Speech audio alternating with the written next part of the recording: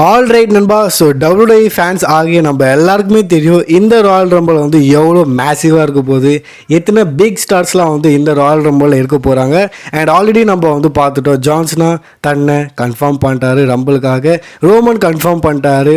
And நான் சொல்லி இந்த அப்டேட் வீடியோஸில் அடுத்தது யாருன்னு சிஎஸ் இன்னைக்கு வந்து நெட்ஃப்ளிக்ஸ் மண்டே நைட் ரா வந்து நடக்குது, கிக் ஆஃப் பண்ணுறாரு நம்மளோட பெஸ்ட் இந்த வேர்ல்டு சிஎம் பங்க்.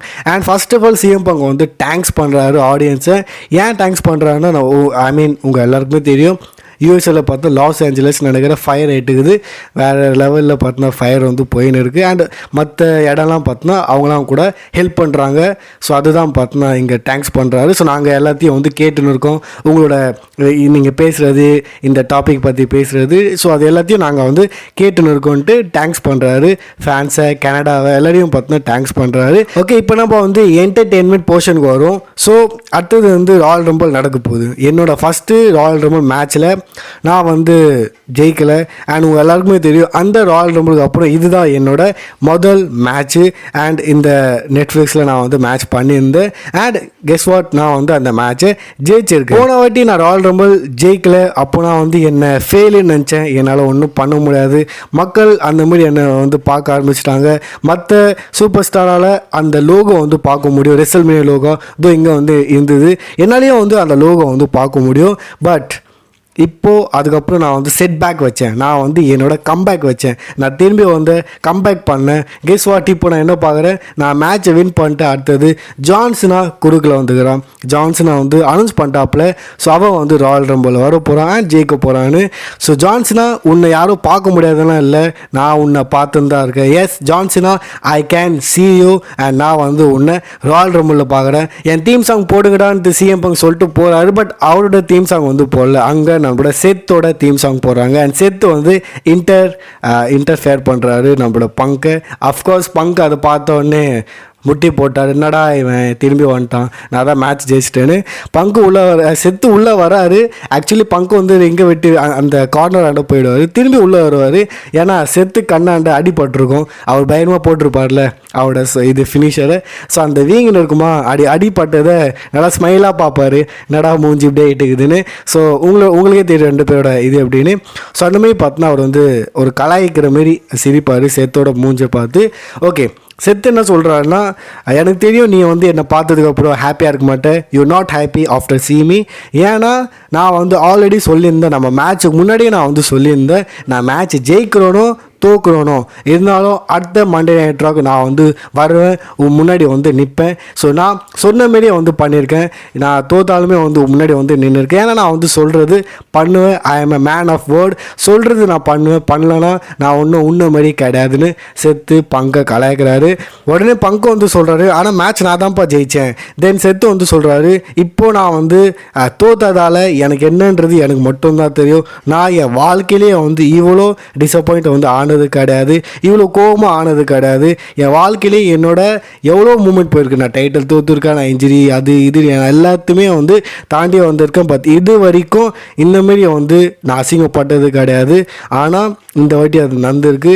இது என்னோட வாழ்க்கையோட ஒரு ஃபஸ்ட்டு கேரக்டரே நான் வந்து நினச்சிப்பேன், என்னோடய ஃபஸ்ட்டான இதுவே நினச்சிப்பேன். ஆனால் உன்னமாரி உன்னோட பெஸ்ட்டான ஒரு இது கூட வந்து கிடையாது.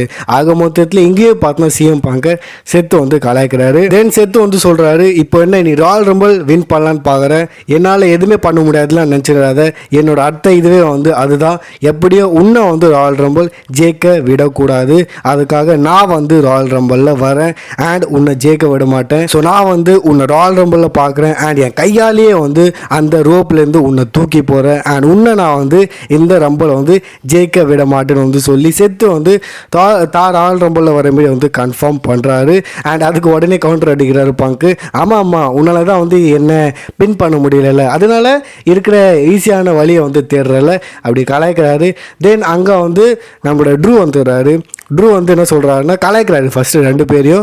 உடனே நம்மளோட பங்கு யார், ஆமாம் பங்கு தான், என்னப்பா கலாய்க்கிற மறண்டியா என்ன, கடைசி வாட்டி நம்ம ரெண்டு பேரும் ஒன்றா இருக்கும்போது என் முட்டியாண்ட நீ வந்து முட்டி போட்டு கதர்னேன், பெக்கிங் பண்ணேன், என்னை விட்டுரு, நான் வந்து பொழைக்கணும், நான் வந்து உயிரோட இருக்கணும்னு வந்து நீ வந்து தவிச்சு நின்ற துடிச்சு நின்ற அந்த மாதிரி என் முன்னாடி இருந்த நீனு. ட்ரூ சொல்கிறாரு, எப்பா நான் உங்ககிட்ட வந்து பேசவே இல்லை, நான் வந்து பேசுறது செத்து கூட தான் பேசினிருக்கேன்னு.